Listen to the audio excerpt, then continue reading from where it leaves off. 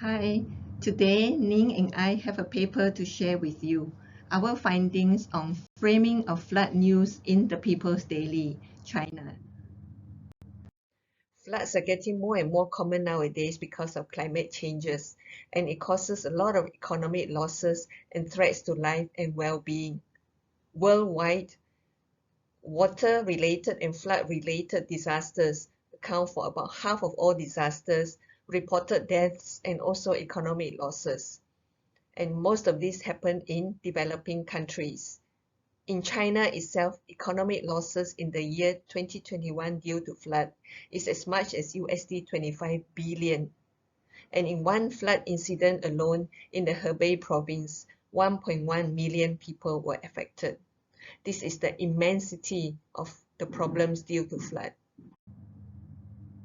What do we know about how newspapers report flood news? Well, our research shows that the different countries have different focus in their newspapers. For example, in India, the focus is on response and less on the level of preparedness of the community. In Ireland, the newspapers focus on citizenship participation, and there were also stories on the emotional impact of the floods on their lives. In Italy, all the newspapers analyzed whether they were international or local Italian newspapers. All the floods were reported with a negative valence. What about in China? Rendikova 2017 compared the coverage of the 2012 deadly Beijing floods in two newspapers. The commercial daily Jinhua Shibao emphasizes the citizen heroes, and this makes a strong impact on the readers. On the other hand, the Beijing Zhibao focuses on facts and propaganda because it is the official daily of the Beijing Committee of the Communist Party of China. However, both newspapers were found to play down the responsibility attribution frame, which is common in a lot of Western media.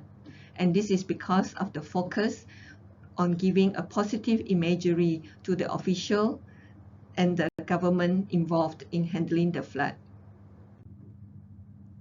There is another study on the flood news in China. Zhu 2016 talk about how the 1998 Yangtze River floods were covered by the People's Daily, the Chinese edition. Zhu found that the news articles used a lot of military terms to report the floods. For example, the leadership called for the people to be united to battle against the floods, and also reported the leaders' visits to the front line to inspect the damage caused by the flood. This analysis was descriptive and focused on the metaphorical language. Based on our literature search, there are no recent framing studies on how floods are covered by the People's Daily. It is important to study how flood framing takes place in this newspaper because it is the official mouthpiece of the government, and we want to know what kind of frames and what kind of angles are endorsed by the government. The purpose of the study is to examine the framing of the flood news by a mainstream newspaper in China, the People's Daily. We will look at the episodic and thematic framing in terms of frequency. We will also report the valence of the articles. Theoretical framework of the study is taken from Entman's theory of framing, which says that there are four sides of framing decisions. Firstly, the communicator, next the text, and next the receiver, and lastly the culture. Our focus is on the frames in the text. According to De Vries, who focused on stages of framing, there is a frame building process that takes place in the newsroom. The journalist takes into consideration editorial policies, the news value, and also the social movements. And in that way, they build the frames which reaches the readers who will then be influenced by the framing. So that framing also takes into account whether to use episodic or thematic frames. Iyengar says that this kind of framing actually influences how people see the issues. For example, episodic frames, which goes for discrete events and single perspectives, specific perspectives. This has more impact on the readers, but the readers may dissociate the event from past events. Thematic framing, which looks more like documentaries, goes for the broader picture. It has less emotional impact on the readers, but it helps the readers to see the event or the issue with a macro perspective, and therefore they are able to relate the event to past events. The other aspect of framing we analyze is valence. Frames inherently contain a moral evaluation, so it comes across as positive, valence, negative, or neutral. And how the articles are portrayed in terms of the valence can affect public support for various policies and measures, and also readers' attitudes to events and issues. Methodology of our study. The corpus comes from People's Daily Online, the English edition. Altogether, there were 180 articles which were found by using the search term flood, and this is for the whole period of 2023. And the selection criteria, only straight news articles were taken. Those excluded were opinion pieces, business articles, videos, pictorial news with very little text. So based on the 180 articles, we used two analysis frameworks. One for episodic and thematic frame, whereby if we see single incidents being reported, especially with the date and timestamp, we know that it is episodic. Thematic will be more towards broader context.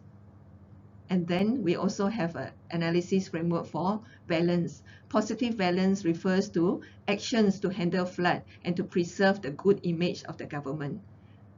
Negative valence articles normally carries issues on blames, criticisms, and also suggestions that there is poor or bad management of the flood.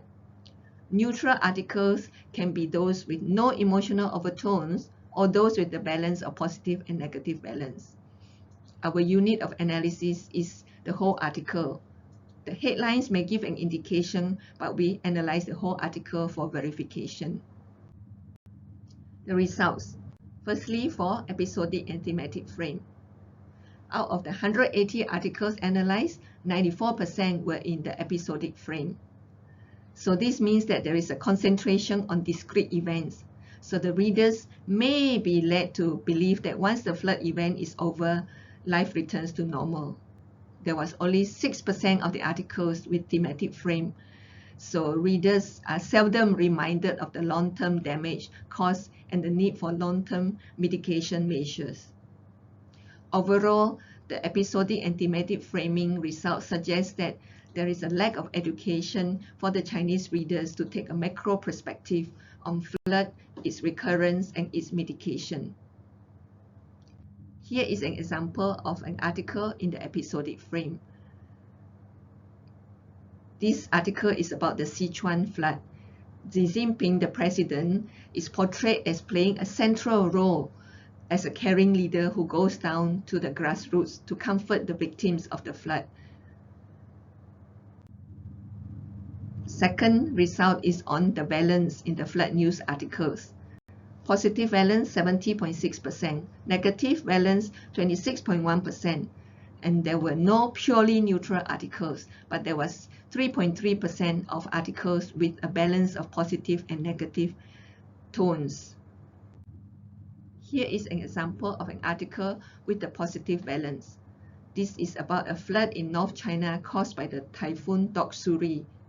The article portrays the active leadership and decisive action by Xi as he moves around and checks how the rescue mission is done for people who are missing or people who are trapped in the flood.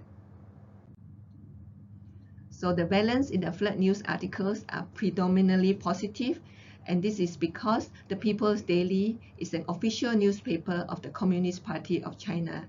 So the newspaper plays an important role to construct a positive narrative about the actions and the policies of the Chinese government. It portrays a positive image of the government as responsible and caring for the welfare of the people. And through this, it inspires public confidence in the government. Negative valence never shows up as in portraying the government in the bad light. The examples of negative valence in the newspapers are the severity of the flood, the destruction caused by the flood, and also the victims' experiences. Finally, discussion and conclusion. Our study shows that flood news framing in People's Daily Online reveal a strong orientation towards the episodic framing. And this suggests that the newspaper is very active in updating people about the events of the flood. However, there were few articles that concentrated on awareness generation and mitigation at the citizenship level. The result on the strong episodic framing is different from one study in India by Giri and Bax 2018. They found that the 4 newspapers there had about 70% of episodic articles and 30% thematic articles. So what we can see is that the low percentage of thematic articles in the People's Daily may lead to less questioning of responsibility, may lead to less awareness of the broader ramifications of the impact of the flood. Next, for the positive valence, which is overwhelmingly positive, we can draw a conclusion that there is a symbiotic relationship between the media and the government. Most newspapers in China are official news of the government. These findings contrast with the article published by Giri and Bax about the Indian newspapers. They had neutral valence in 81 to 97% in the 3 newspapers, even though flood is a negative event which affects people and causes destruction. There was questioning of government responsibility. There were testimonials of the victims and survivors. But there were also articles with neutral stories. So in final conclusion, we believe that the media role is influenced by the political context, and we can see it very clearly in the China context for the People's Daily. Journalists are guided by implicit and explicit policies in news reporting. Future research should investigate framing strategies in other media outlets to understand consistency or diversity of reporting styles for natural disasters like floods. We know that almost all newspapers in China are considered mainstream newspapers and affiliated with the government, but there are also regional newspapers, there are also commercial dailies, which may have different reporting styles, and this is an area to be investigated further. Our study is supported by the UNIMAS Graduates Grant, and these are our references. Thank you.